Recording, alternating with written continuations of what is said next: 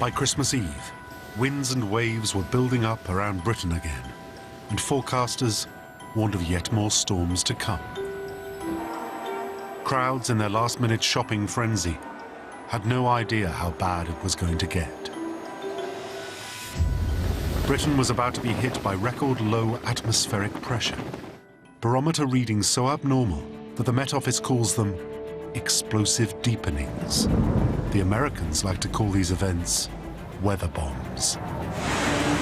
Early on Christmas Eve, barometer readings fell through the floor.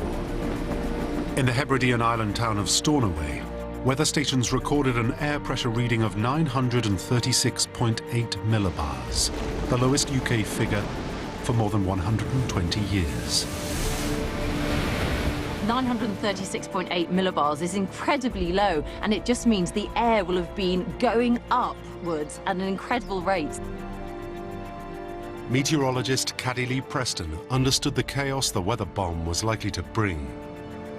There'll have been hailstorms, rainstorms, flooding, everything, and of course the strong winds to go with it. It's very exceptional to have such a low pressure.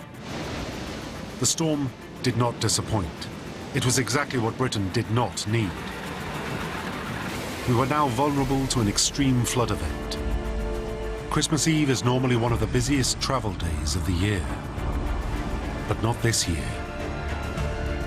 The Great Christmas Getaway became the Great Christmas Travel Nightmare. Forecasters say yet more heavy rain is on the way. At 4:45 a.m. on Christmas Eve, the normally benign River Mole in West Sussex burst its banks. It shouldn't really have been more than a localized disaster. But then floodwaters headed in the worst possible direction, towards Gatwick Airport. Please, can you make your way to the left-hand side? We're going to take you, we're going to decontrol you. That means your flight has been cancelled. You're sending me back to Edinburgh? What am I doing now? What's going on? No one's here. Tell us what's going on. Two flooded switch rooms knocked out power to the North Terminal on one of the airport's busiest days. The word chaos doesn't even come close. Around 100 flights were cancelled or diverted, and 3,000 passengers stranded for up to 12 hours. We're actually in a real live horror movie here. Excuse me, guys, please, could you just give me some silence? Sunny holidays were ruined. Dad's gone purple because his blood pressure is undoubtedly up. I'm the colour of a bishop's cassock. And temperatures were rising. Oi, if I hear one more word out of you, I'm swearing, yeah? You won't be flying at all, all right? Gatwick Airport said they didn't want to take part in this programme. In retrospect, those crowded into departure lounges might just have been the lucky ones. Strong winds meant passengers landing at various airports all over Britain were sometimes little more comfortable in the air.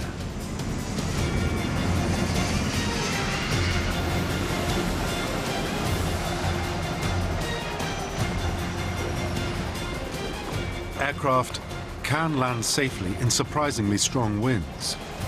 Believe it or not, this is what's supposed to happen when landing in these kinds of conditions.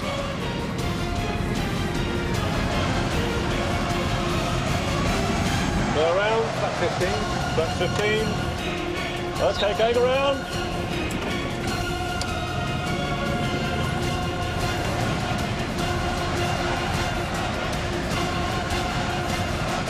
One thing at a time, gear up. And call him going around, please. Commercial pilot Captain Rick Cordes knows that pilots are trained to handle such situations. Although the Christmas storms look quite alarming, you know, for the general public, fortunately there were no incidents over that period, so I think it's a testament to good decision-making from the pilots involved. Course, heading within limits, and we'll be landing. This is a simulator for a Boeing 737-800. It's a safe way of demonstrating challenging in-flight situations, such as gusty crosswind landings. The wind is changing all the time. It destabilizes the actual approach profile. So you're constantly having to make adjustments, lowering the nose, raising the nose, applying power, decreasing the power, and making sure that you stay on the extended center line of the runway. We're actually coming in what we call in a crabbed type approach. So it's angled into wind. So that means just before we touch down, we have to straighten the aircraft with rudder and then make sure it stays on the centre line of the runway. Quite a complex set of processes. Immediately before Christmas, up to 80 flights a day were diverted to unexpected destinations in the UK. Captain Peter Strange is one of Britain's most experienced airline pilots. You think you're OK to land, and right at the last minute, a large, strong gust of wind, and sometimes they can be very, very strong, means that you just have to get out of there. You just have to go around, bringing the aircraft into the climbing attitude and climb away to much better weather conditions.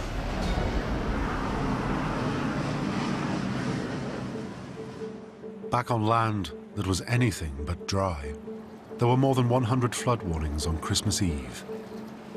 Many driving home for Christmas would have been better off sailing a boat.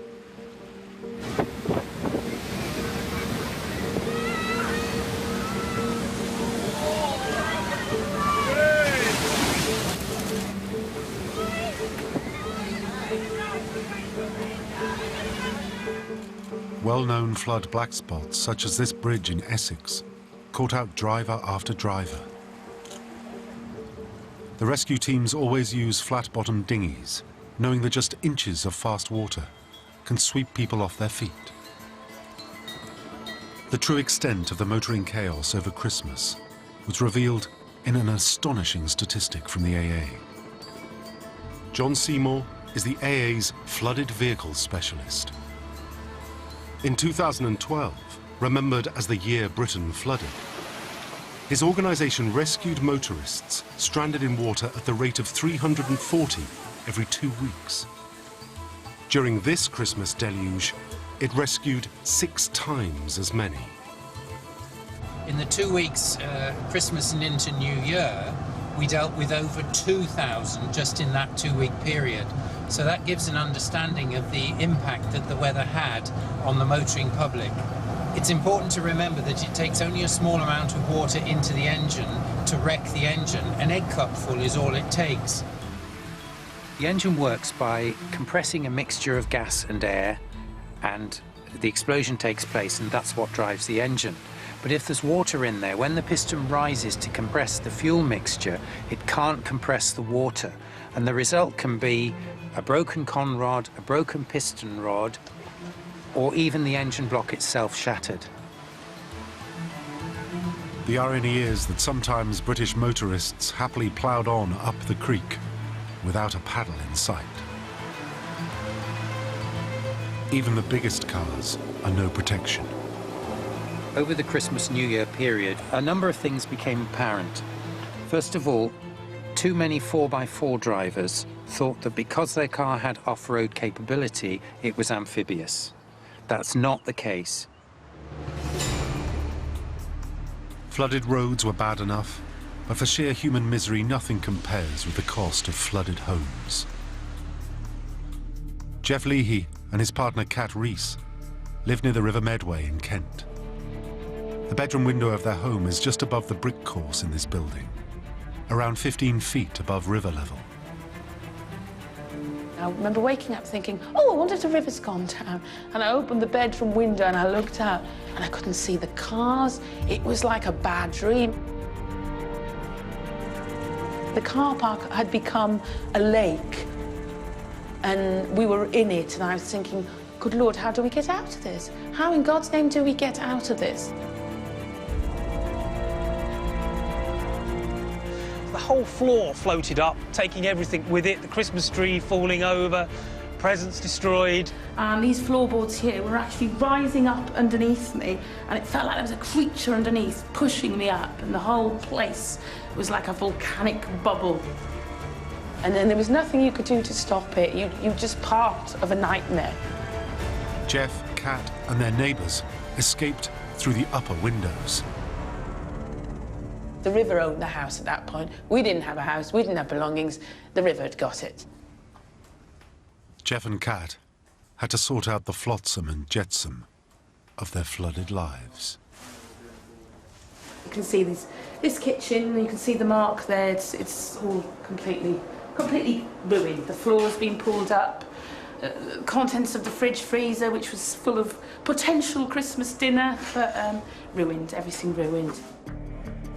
The thing is about floods, it's the aftermath. You think of the event at the time, which was horrendous enough, but it's the aftermath of having to go through all your belongings, picking them out, and it's like going through your entire life and throwing it in a skip.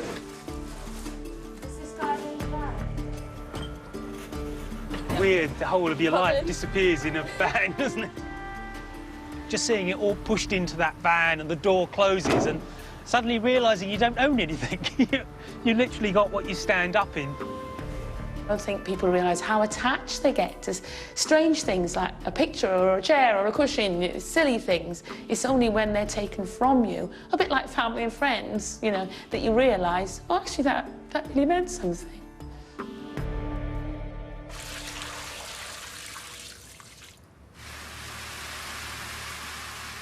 Despite such individual tragedies, many will long remember Christmas 2013 for another reason. At the height of the Yuletide festivities, the power went out. Good evening and a very Merry Christmas to you. I'm afraid it's been a miserable day for tens of thousands of families around the country who face another night without power. Winds gusting to 90 miles per hour damaged power lines around the country. Over 50,000 homes without electricity. Christmas went back to the Dark Ages. It ruined the holiday for many, but others, like Ian Spall in Rainham, Kent, were determined not to be beaten.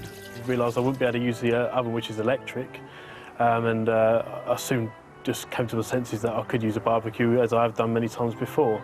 Just to show you it does work, you can cook a turkey on a barbecue, especially on a rotisserie. 14-pound turkey. It's only went on about an hour, looking lovely already. And down here you'll see on my other little barbecue, I've got some more charcoal being prepared. That'll be ready in about 20 minutes or so.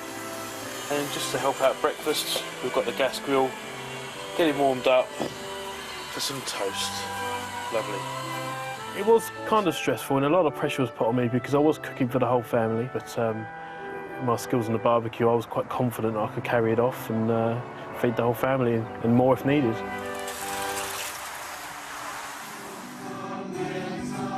Around the country, people were determined to enjoy their Christmas, power or no power.